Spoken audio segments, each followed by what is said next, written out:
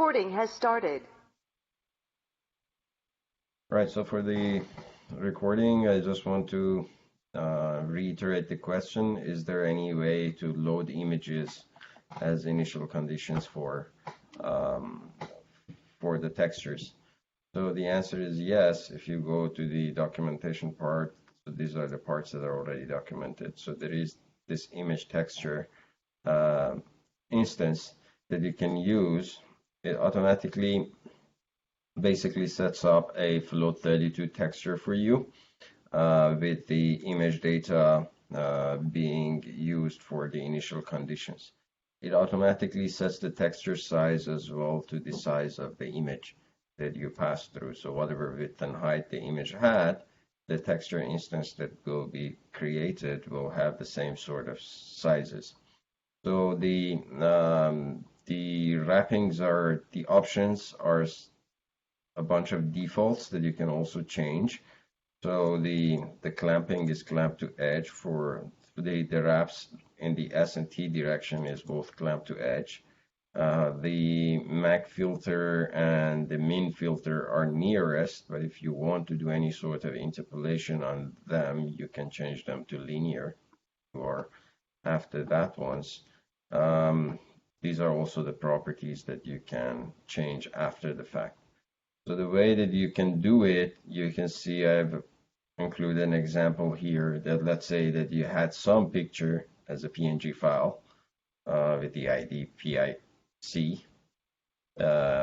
You can either choose to display it or you can even hide it so that it's not even shown to on the HTML page. You can use it as data. So you have to make sure that everything else is after loading the document has been completed. Otherwise, you would hit a problem with initializing the data. So that's why we are initializing everything with the unload event here. And then all you have to do is to pass the get the image by its ID and just pass the image to the image texture. You can also use, for example, set up the wrapping in S and T directions, but these are optional. So if you don't pass these ones, it will be automatically defined. Then you can use these ones in other parts of your code. I hope that answers your question. Yeah, that absolutely does. Also, if you had been already plotting something on a canvas and you want to use the canvas as initial condition, maybe you have some other features that you're drawing using the canvas, you can use also a canvas as an initial. You can do the same thing with the canvas. Okay, yeah, I can see that being useful. So the canvas, yeah. So with HTML, maybe with the drawing features, you are drawing something, or maybe there is a video running that you want to grab a frame of it for initial conditions. You can use that one as well. All right. Then one other thing I was wondering was, is there some kind of reduce operation you can do on things? Like say you have a lot of data and you want to aggregate it, like you want to find the minimum like red value or something like that. We will do something like that in the next session. Yes. So basically, I will talk about the details of that one. So what will happen is that the size of the target that you are going to write will determine the pixel sizes on the output, but nothing says that the uniforms that you are passing should match the size of the target. So then through the shaders, you can do reduction operations as well, so that you can find the minimum or you can find the maximum or something like that. All right, thank you. So these are the same things that I've used, for example, for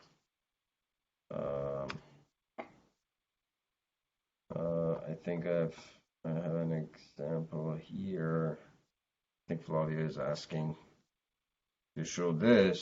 So basically this background image was imported and then the solution is overlaid on top of that.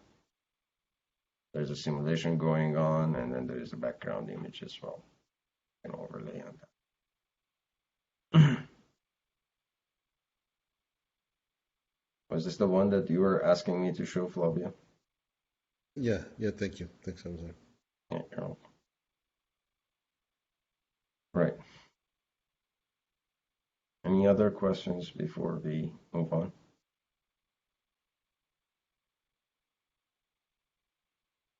No? All right. So if you do a git pull, I've added a code to be able to pull this example. I've changed this stuff.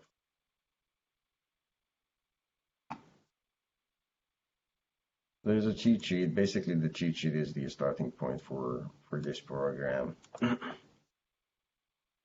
that we have. Basically, it's the same copy. Flavia, do you have the link? Do you want me to resend it to you? What again? Do you have the GitHub page? All the codes are posted on Oh the yeah, GitHub. can you send it? Can you put it on the chat actually? Yeah. So if you do a git clone, you can just do a pull each week. Yeah, I have You not just done that yet. Yeah. just literally writing a command git clone in the terminal and cloning the repository.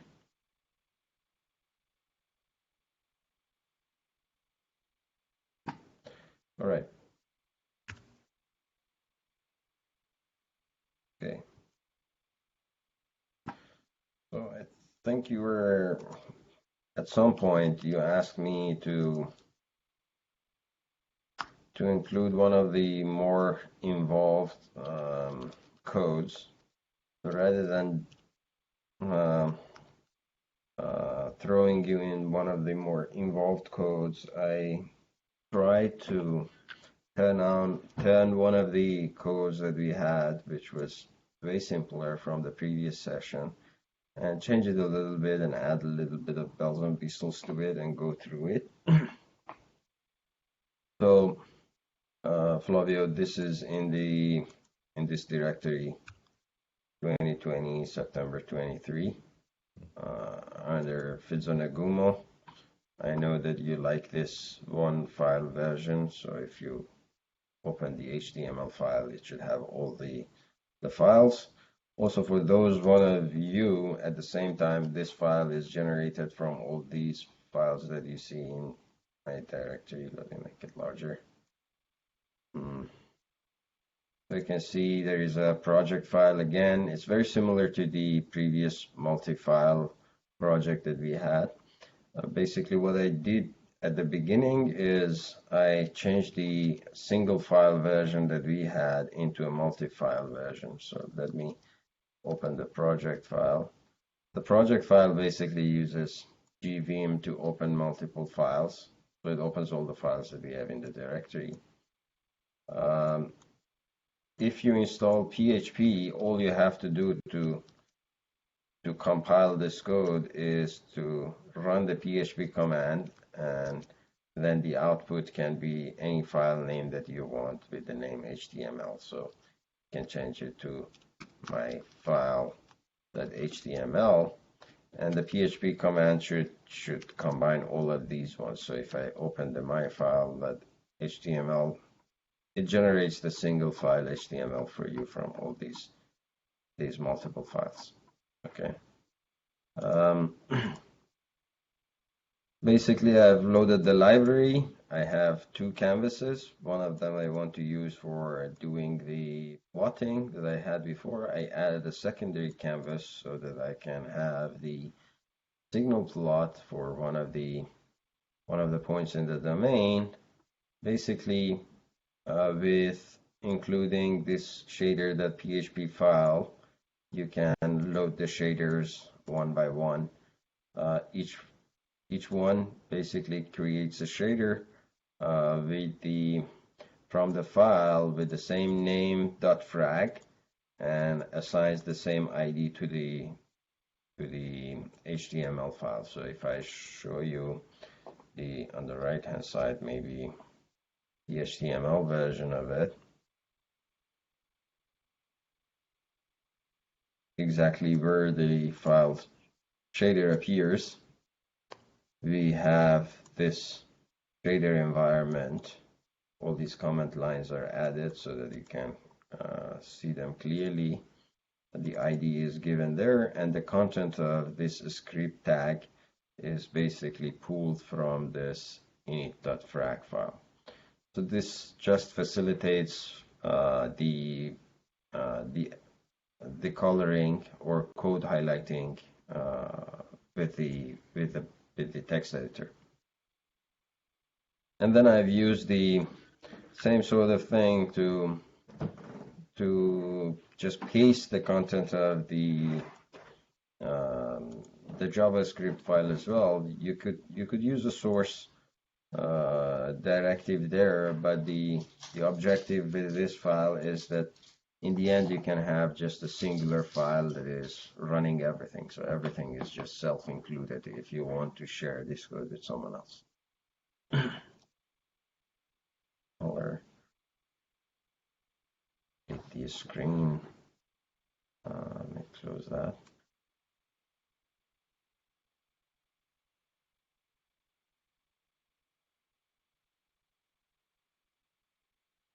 So we have the. Is this big enough for everybody? Yes, thank you. Okay. So quickly, if you have the one version file, if you're working with the one version with the singular project file, you can use that, or you can just look at these ones. The init file is this. Is basically this lines of code, and then we have the marching, which I added a bunch of stuff to it. So we had for the Fizzo-Nagumo model, we had the parameters A, B, epsilon. I have added them as uniforms. I have increased the complexity of the pacemaker a little bit, so I can turn on and off the pacemaker with this Boolean pacemaker active. I will only pace if this value is true, and I have changed the pacemaker to two versions. One is a circular region that I can pace, or I can pace a band of cells in the vertical direction. And I can also decide on the size on the pacemaker. So this pacemaker radius is for that, which is a float value. I can also determine the location of the pacemaker, the X location and the Y location of. So I've added all of these bells and whistles. Here, previously we had A, B, and epsilon defined as float variables here directly inside the shader. Right now they are coming as uniforms into the code. Everything until here should be the same. The pacing protocol has changed a little bit so that I check if the pacemaker is active, then only then I will pace. I check if the pacemaker is circular, and if it's circular, I check if the center value of the pixels are close enough or are within the radius that is defined from the pacemaker location X and Y. And then I change U value to 1. If the pacemaker is not circular, what I will do is that I'll check whether the X location is within a certain distance. So for this band, I have chosen the CX to be in the middle of the region. So if I wanted to if I wanted to activate somewhere, the pixel needs to be somewhere in between this entire region. So this is CX, maybe at the center, and this will be the radius around it. And pacemaker X refers to the center of this region, exactly the center of this region. So this part, okay. Basically, the pacing section have changed a little bit. And if you go to the JavaScript part, you will see that I have initialized these values A, B, epsilon. Pacemaker active is set to false at the beginning. The period is 200. Radius is 0.1, and so on and so forth. The values are initialized over there. If you go a little bit down, when I was defining the uniforms, you can see that all of these values, A, B, epsilon, pacemaker active, all of these guys are added to the set of uniforms that need to be sent into the fmarch and smarch.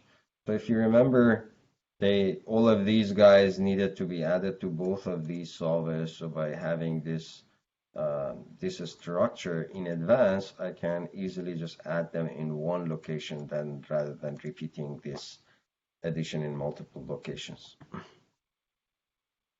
And then if I go to the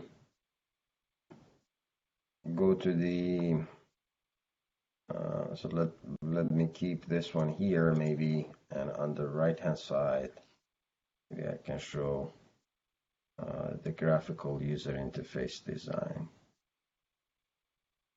So now you can see if I want to add all of these A, B, period, epsilon, pacemaker active, circular, radius, pacemaker X, and pacemaker Y, I have to add them to the GUI one by one. And then each time that I'm adding them, I have to make sure when they change, both this fmarch and smarch solvers are basically updated with the new values from the graphical user interface. If you remember, we had to update the GUI multiple times. We had to update the GUI each time. Whenever the GUI was updated, we had to update the solvers, all the solvers that were using the same uniforms. So it becomes a tedious process to send all of these information to the graphical user interface. Also, it seems that we have to repeat the same thing for each and every one of these variables. So basically, designing a function that adds all of these variables to the GUI in one go by just providing a list, maybe something like this, a list of, I want to say to what GUI elements I want to add, from what object I want to add these stuff, and then what parameters do I want to add, and then what solvers do I want to update each time one of them are changed. It makes my GUI design a little bit easier. So this function that you see here, I just wrote it for this class. Probably other codes of mine, if you see it, it might be a little bit different. I just wrote it for this one so that you can see that you can design your own additions or whatever you want to do. So whatever, so to the GUI, whenever we wanted to add something, whether we had a folder or we didn't have a folder, or we had a panel, we were using add. We would call the add function of that element. So basically, we want to pass that element that we want to add all the objects to. The parent object that contains all of these guys. So in this scenario is the environment object that contains all of this. The parameter list and the solver list are the inputs of this function. And then for all the options or arguments in the parameter list, so this I will run from 0 to the length of the parameter list automatically. I intentionally wrote this loop like so, because if you see other JavaScript codes, you don't get confused, and it is not your first time seeing it. So this will automatically set the ith, the counter, to be running from 0 to the length of the list. So I get the string out of that refers to the parameter that I want to add. I just call on the GUI element that I want to add from the object this parameter, and I store that one in another object. It forms basically a dictionary object that I can call upon the name of the parameters, the same name of the parameter in the GUI, and I return all of them at the end. But I add that one and I return the GUI element and I store it here so that if I wanted to do custom changes for one of these guys, I can do that. Whenever one of these guys is changing, so whenever this guy changes, on the change, we want to set that uniform in multiple solvers.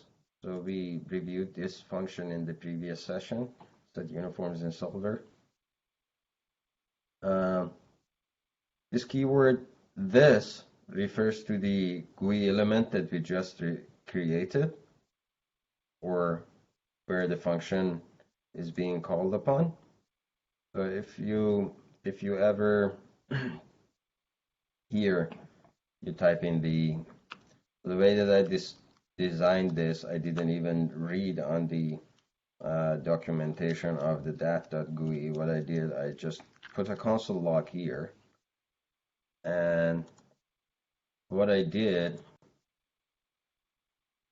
is, let me reload this.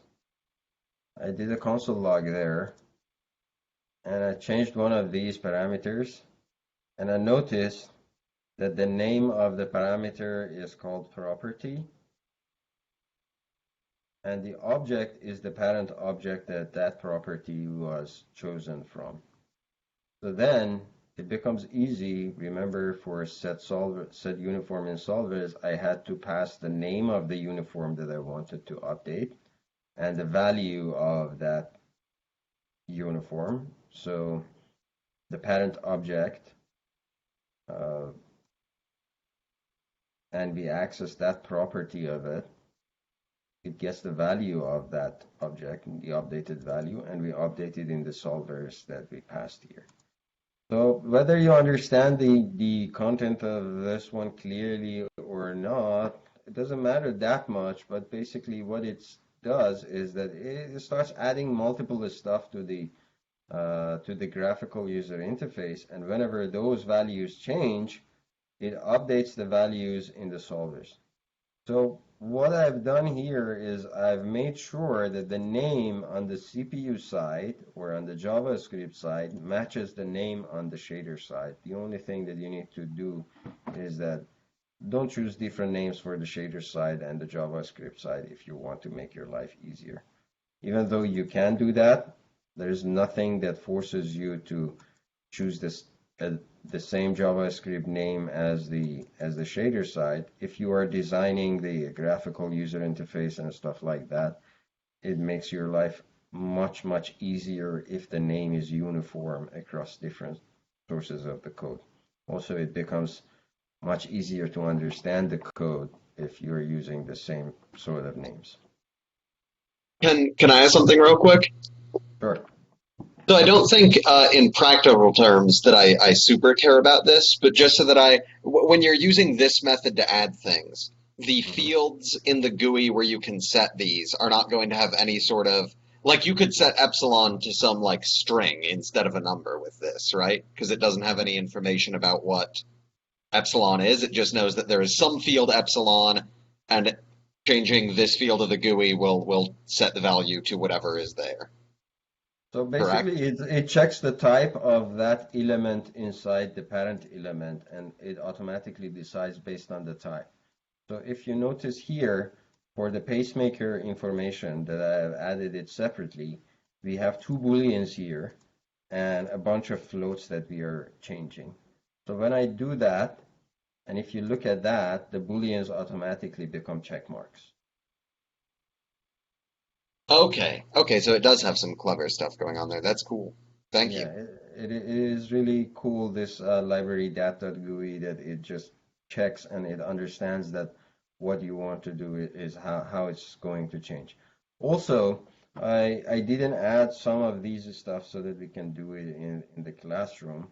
So the pacemaker position it's a value that changes from 0 to 1. So you want to be able to, if you want to have a what do you call, a slider here to choose those ones automatically, you can also do that.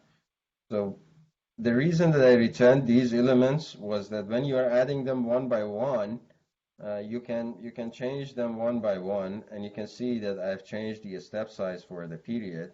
I can also change the side. So remember, I set the output of this out.gui to these, so all the elements are added. So now for the pacemaker X element, maker X, I want to set the minimum to 0 and the maximum to 1, and it should automatically change into a slider. So let me see, does that.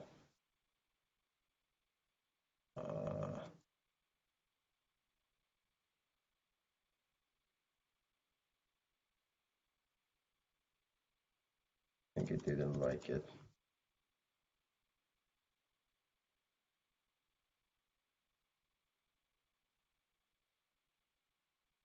Oh yeah, so it changed it here to the slider. For some reason, it changed the order of it after I changed it. But you can actually, after the fact, start changing these ones. And then if I do the same thing for Y, it should change the Y value also into a slider, and probably it should appear after that. So X and Y now are appearing like so. I can change X. You can change it using these numbers, and now you can see the step is just 1. You don't want the step to be 1. You want it to be something smaller, maybe 0.01. 0.01 for both of them. And set up so automatically when you pass minimums and maximums, then these guys become sliders. And let me make sure that sometimes that library has a little bit of bugs.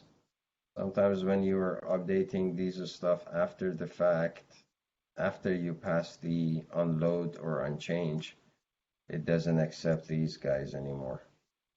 So seems that these are, if you want to do things like that, probably you need to do it. You need to do it separately. Probably for these two, we can do it separately. Okay, I don't change them right now.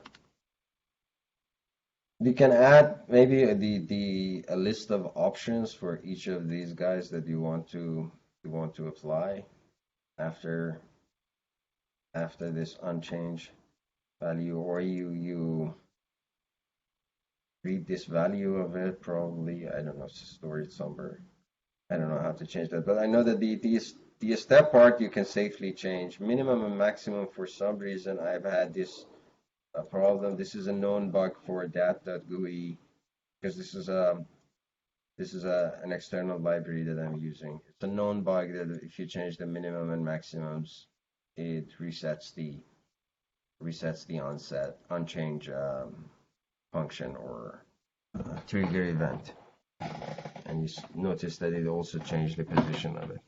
But anyway, you can add a bunch of them to the GUI like that, and you can have folders, and creating folders usually makes it organized. If you have a bunch of stuff that you are changing, a lot of stuff, it helps to organize it, especially if you keep them closed, and if the user wants to change some of these ones, they can open it. Also, it makes your life a little bit easier for you. Remember for the saving part, we had some buttons and stuff like that that we had added to the HTML page directly below here. You may want to put everything in the graphical user interface. You don't want to have miscellaneous buttons laying around and then a separate GUI on the right hand side. It doesn't look that nice. So what I have done is I have basically, this is the section, I have separated the code that we had. I've just used the same code that we had, but just created these buttons. So whenever we click on something, it should trigger a value. So if you want to add a button that you click, it should be a function. So for example, for saving the file, it's very easy. It's just exactly the function, that save function that we had, and we had linked it to a button.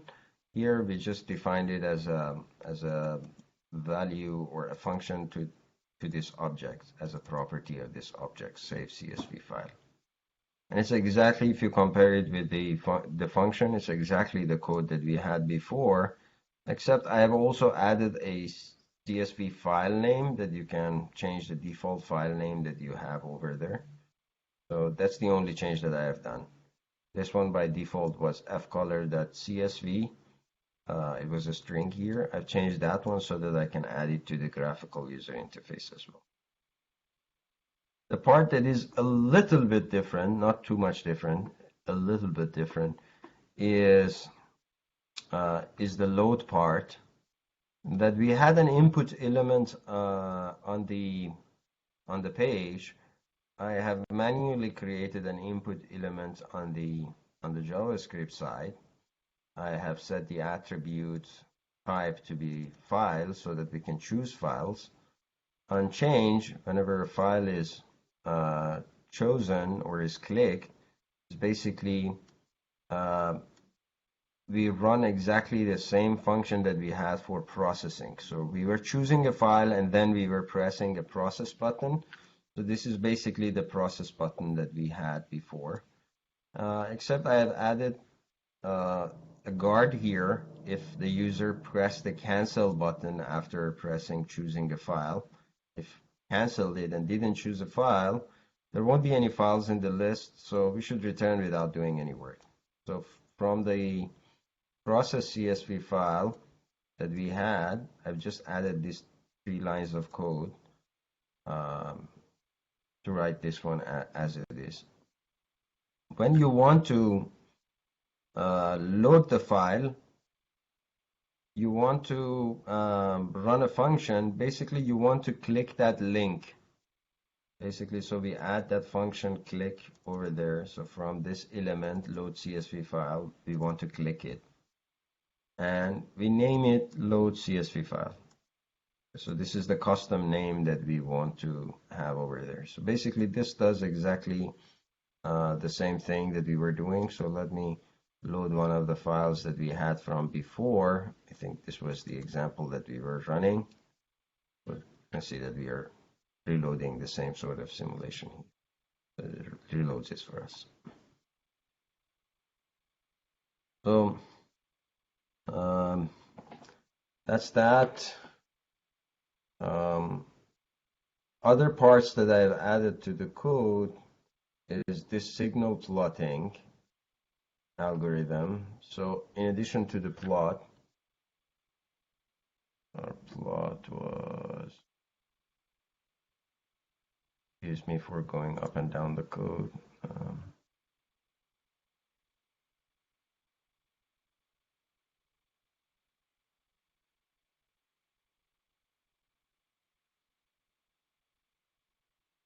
Okay, our plotting was a little bit, usually I write the time marching algorithms and then I have the plotting, but okay, this is what we were doing throughout the class. So this was our plotting. You can add your custom messages as well to the plot. So you can call this add message function the message that you want to write, the location. This coordinate follows the canvas coordinates. I could have changed this, but I didn't change it. The 0 and 0 is the top left corner for writing these messages, and 1 is the bottom right. top left and bottom right. 0 and 0 in that corner, 1 and 1 in this corner for placing text. So if you want to place text, you should you go through a little bit of pain of dealing with the computer graphics that is JavaScript. You can choose a font for it. You can choose the alignment for it, whether you want to start at this point, you want to put it on the left, you want to put it on the right of this point, or you want to place it at the center. So for both of these guys, I've placed it at the start. I have added a time counter that I actually update later on so that we can see what time of the simulation we are in. So you see this code when it runs, it has a clock that runs in the corner, so it tells you what time are you right now. You can choose the color of that, and you just initialize, and you render it. The signal plot is a little bit more involved. This signal plot has a probe feature, and you have to say what signals you want to add to it. So basically, you create an environment. This is a class that basically generates this environment with the grid, as well as you can have these divisions. This nx is the number of divisions in x. This is the same thing in y. This turns on the grid. This basically shows how many sample points you want to have for the curve that you create.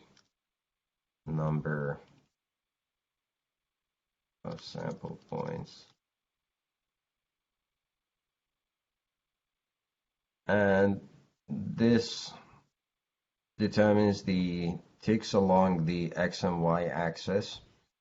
So the mode, you can set it to auto. You can also have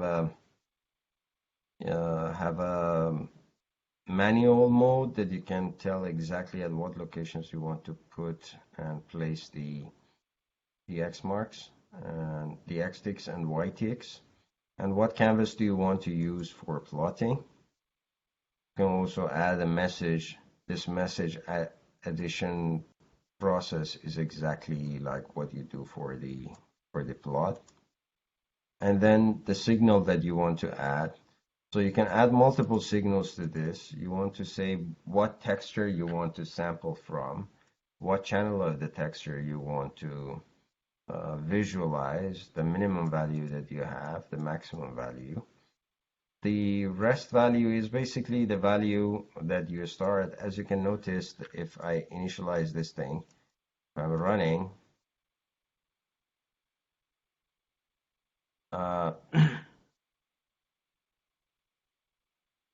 the curve is initialized with a certain value, and then when the changes and perturbations reach, the entire thing keeps shifting to the left. So you want to determine what is this rest value that you want to have. So for this particular scenario is 0. The color of the curve that you want to use for plotting. So you can change this one, for example, to red. So you can see it. You can have multiple stuff, so change it to red, like so.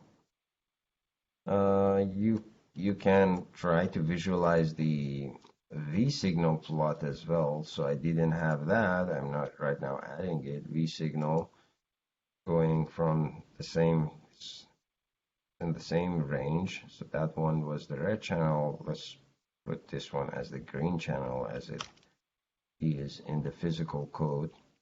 And we can color it green so that we remember this is our V1. Make it visible. And the time window for this one is the same thing. Each time that we initialize the code, we have to initialize both of these signals. And then when we are you're updating the code. I think it was in the run.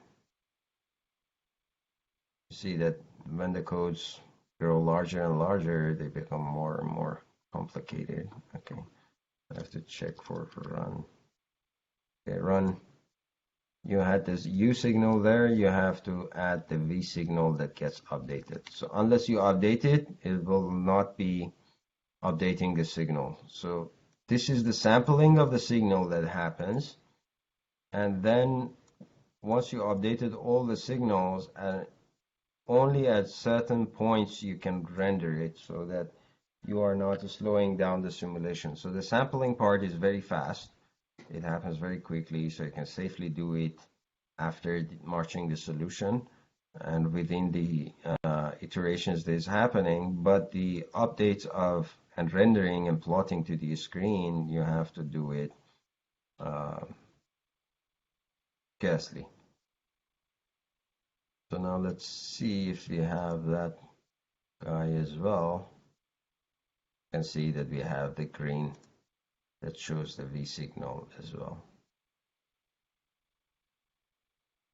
Previously, you could choose the width of the lines, but most of the browsers have abandoned responding to setting the line width. So we can no longer set that feature. Okay, what else? So one thing that is happening is that whenever I am plotting, I'm also updating the text for that time value time message that I created here. I'm updating the text content of that, and that's done by just updating the value, and the plot needs to be initialized because this is the foreground.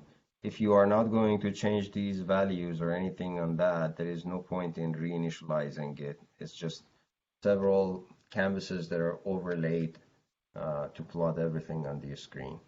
If you are updating something, you have to also update the background automatically. I can probably later on fix this so that once you update some of these messages, it automatically updates the underlying plot. Max, if you want, you can change those ones in the library. And I will be happy to add those ones and merge it with the mainstream library.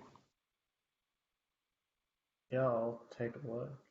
You can take a look at that. Basically, you have to assign an event to this that whenever, I think it has a setter, but that setter is not linked to the parent plot that updates that one. So there's a message class that should be calling the initialization of that one. There's a question by Kamal. Yes. How long it takes? An if statement?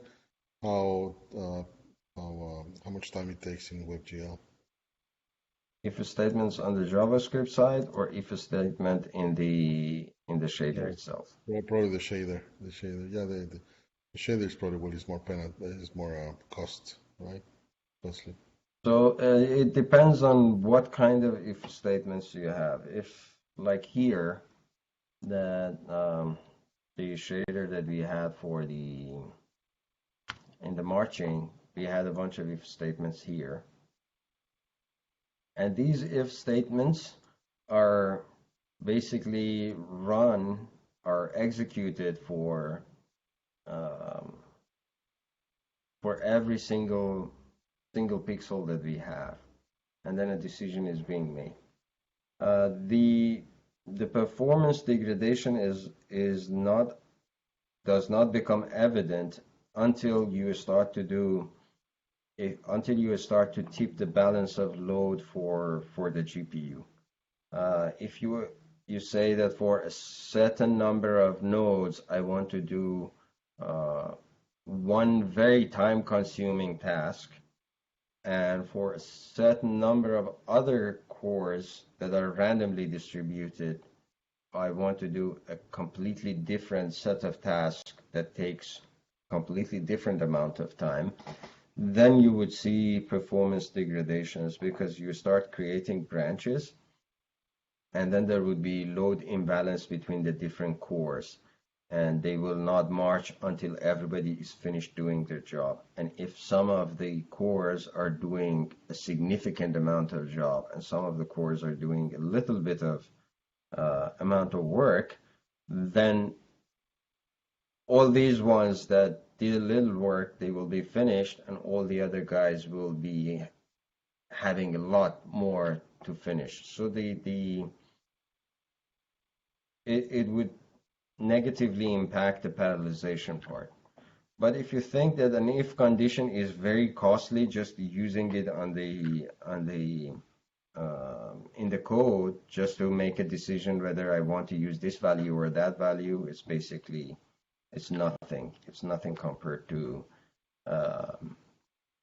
the output part. So it would be interesting for you to know that the most time-consuming part is this part here, that I'm assigning a color to the output of the texture.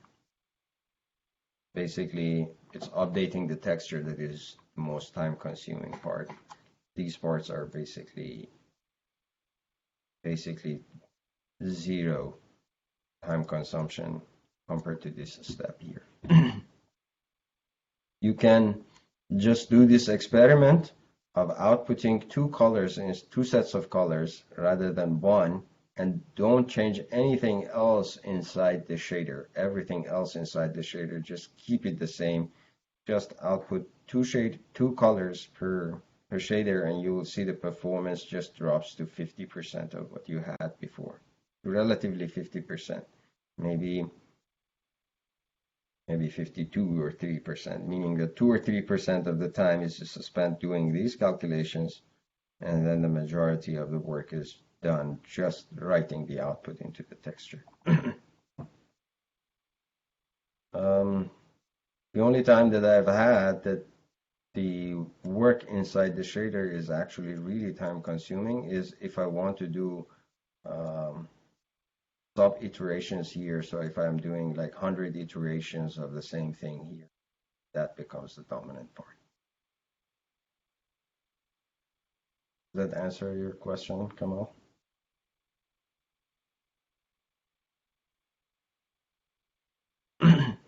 Okay.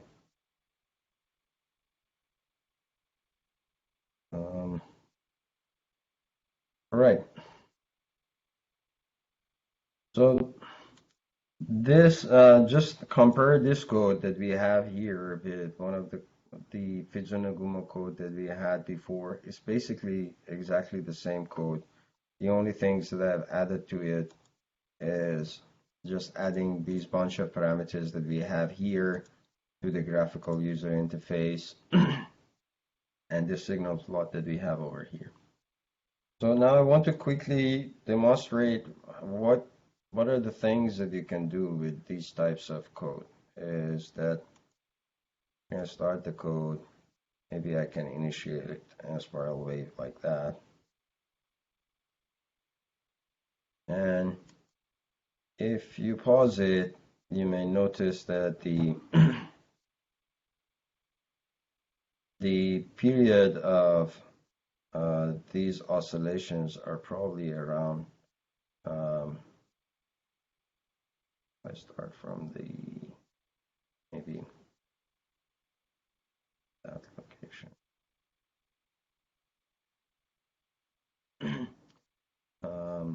Of the code.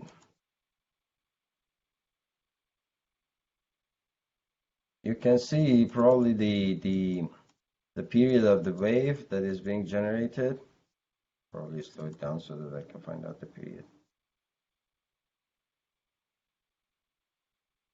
The period of this code is probably these waves are around 200 milliseconds.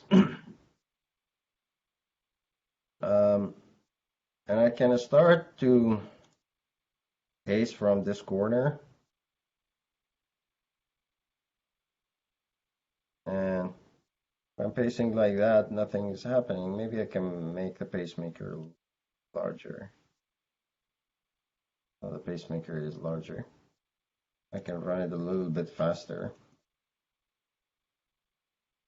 But right now, those spiral waves are very, very stable there. I can start making the pacemaker a little bit faster. See what happens. That now I can send out waves that are competing with those waves. And see, as I'm decreasing, making the pacemaker faster, now it seems that the pacemaker is just taking over. And soon it will be pushing those spiral waves out of the system.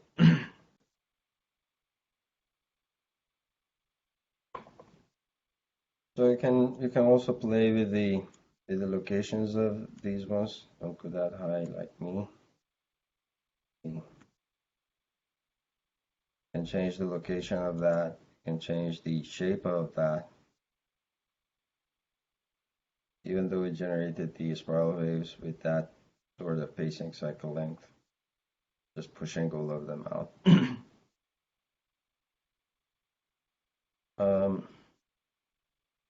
You can also start playing with the parameters A and B and see how you can change the pacing. So all of these things you can change.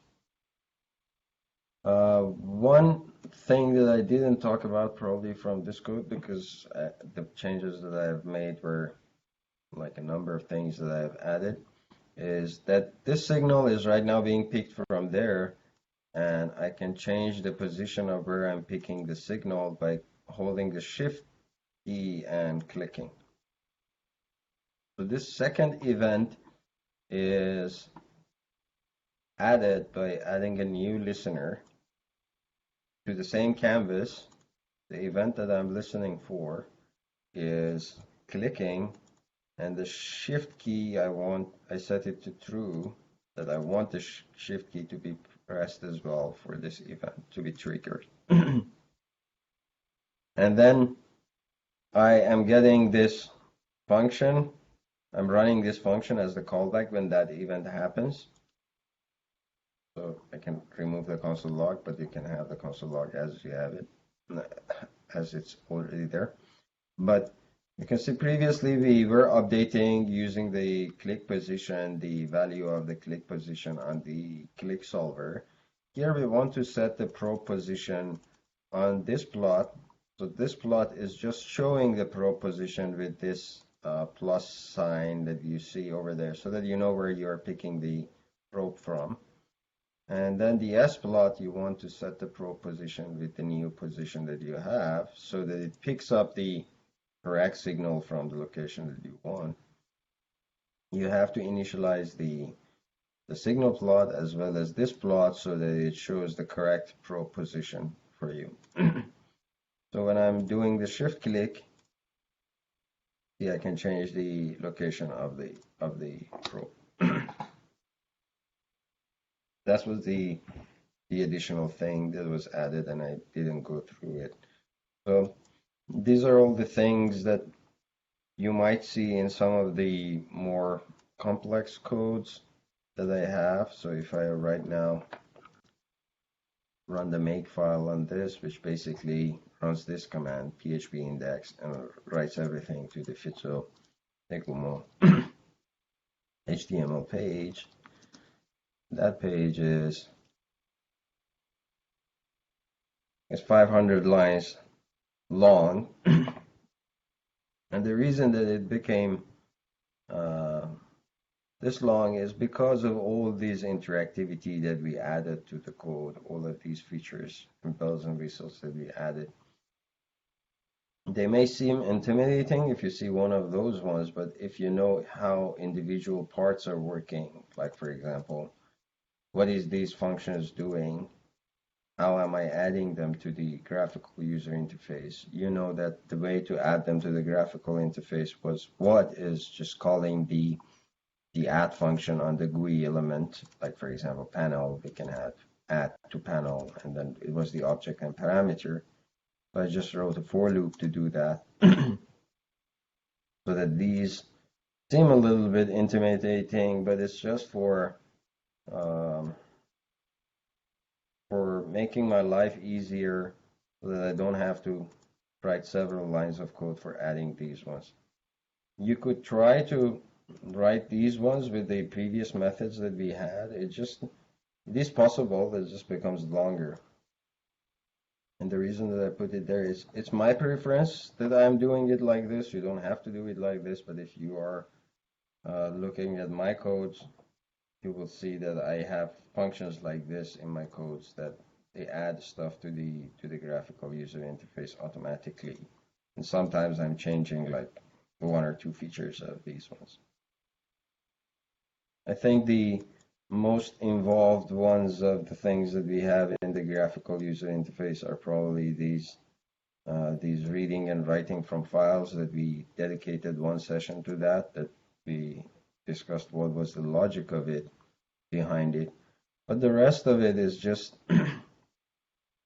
is just simplistic code that the heart of it was just basically this part, fmarch and smarch, and using this shader that is doing the Fitsunagumo for us and doing the pacing for us.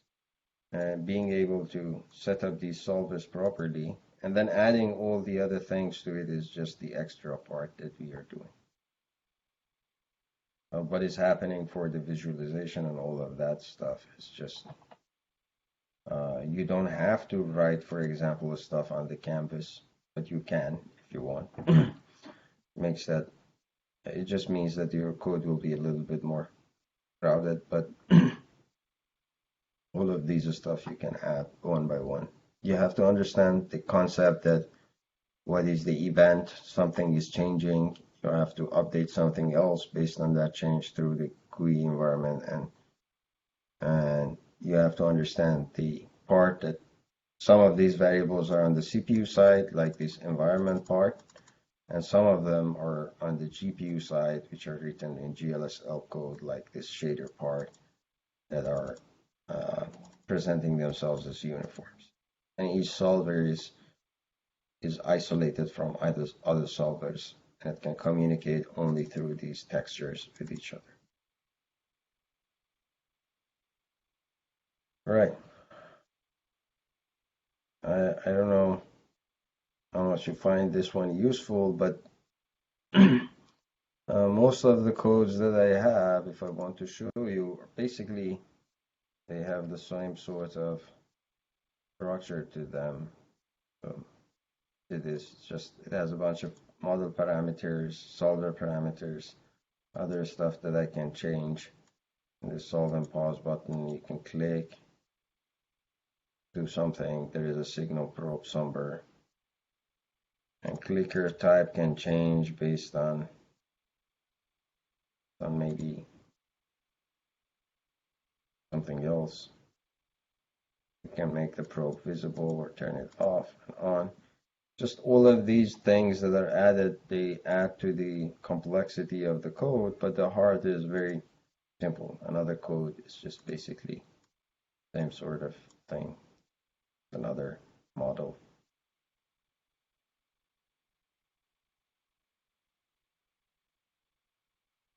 I think this was one of the weird models, Michel Schaefer model.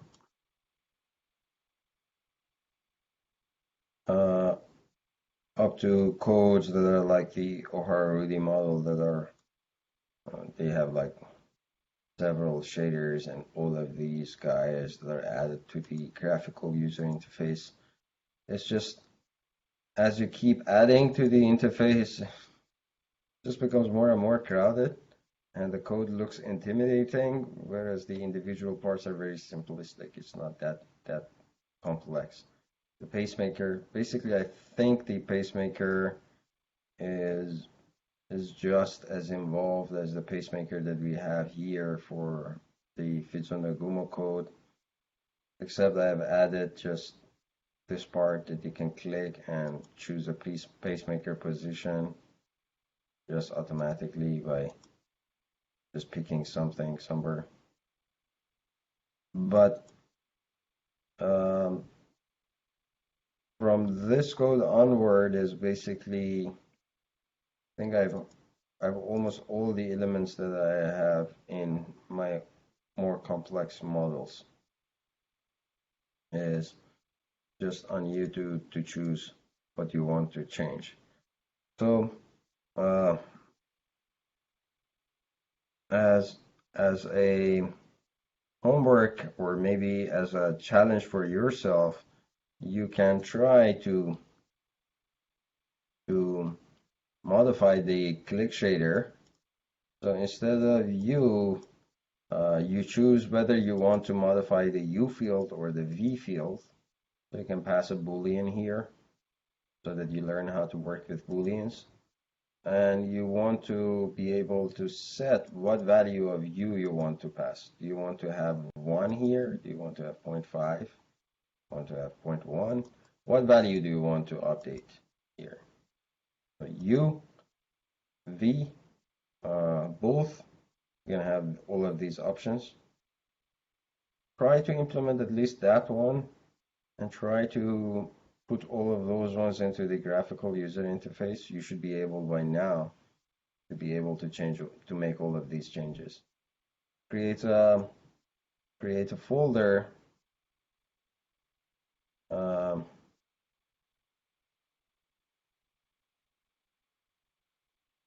Create a folder maybe below the pacemaker about your click, and add all the information that you want to control using the click. How big you want the click size to be. Right now it's pretty large. You want to be able to control that. Whether you want to make it just a function of UV or stuff like that. So try to make some changes to this code and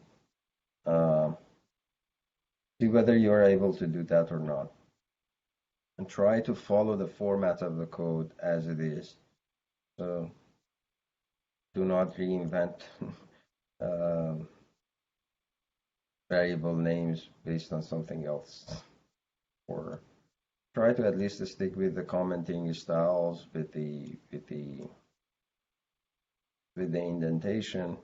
You would be surprised how helpful it is to just follow the format of a certain code and to have a consistent format to be able to debug it and understand it. Right. Do you have any questions or concerns? Yeah, I have a question that is more of I think a general question about parallel coding. In fact, I have 2 questions. The first one is, so how we have a computational problem. How do we decide if GPU programming would be better for that? So the first thing that you need to ask yourself is that, can I parallelize this program or not? Is the loading that is going to be involved, is the problem can be broken into a number of independent problems. So for example, for the Fizune-Gumo code or for the Ohara-Rudy code that we had, we knew that each pixel could be, or each cell could be updated relatively independent of its neighbors, at least within a time step. And I could update this one by just obtaining some information from around it. Or is it a problem that I have just one set of data, I have to do one element of data and have to do a lot of work to update this one to a next point. One example that I could give you is that, let's say you had just a single ball, or if you wanted to shoot a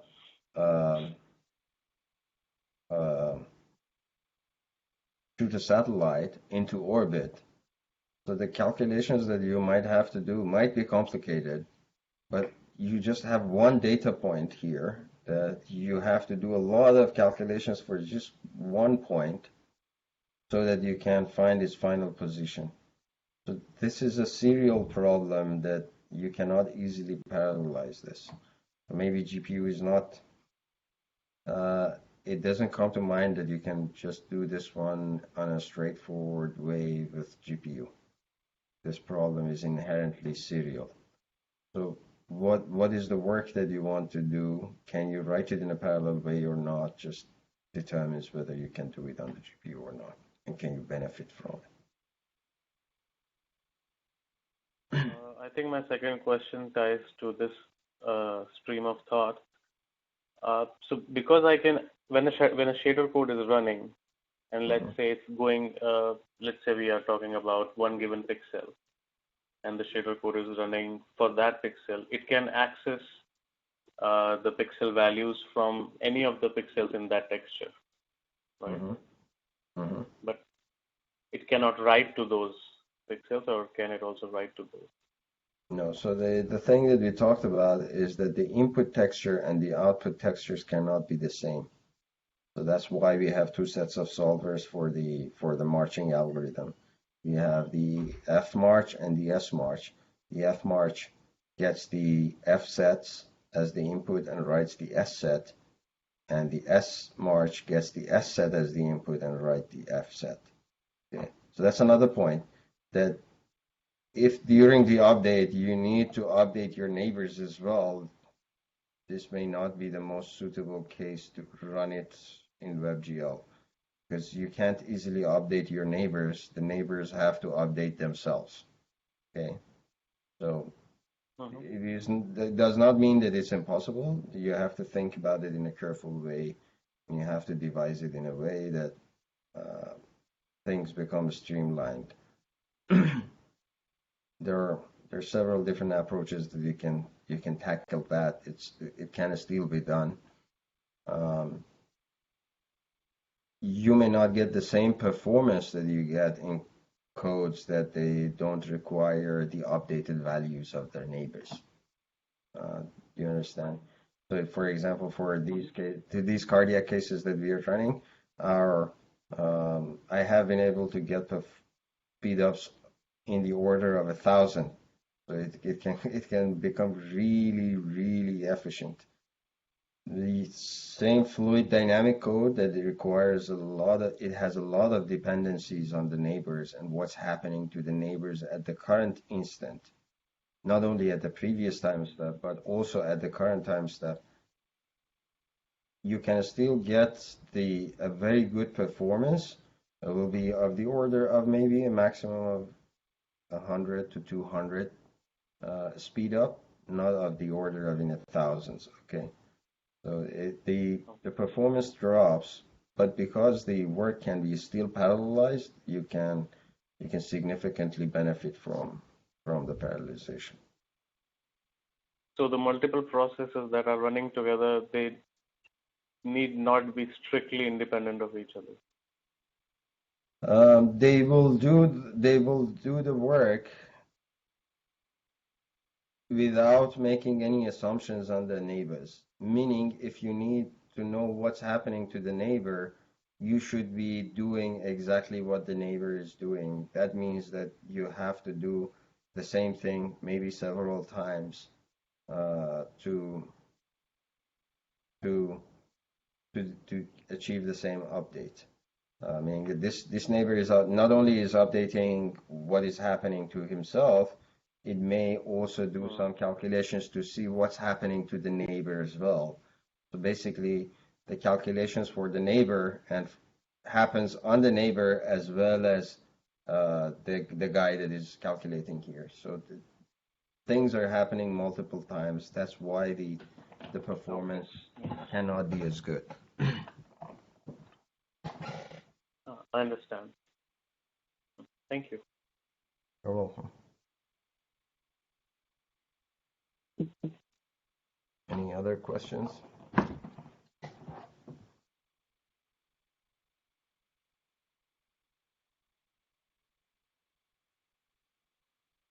Other questions?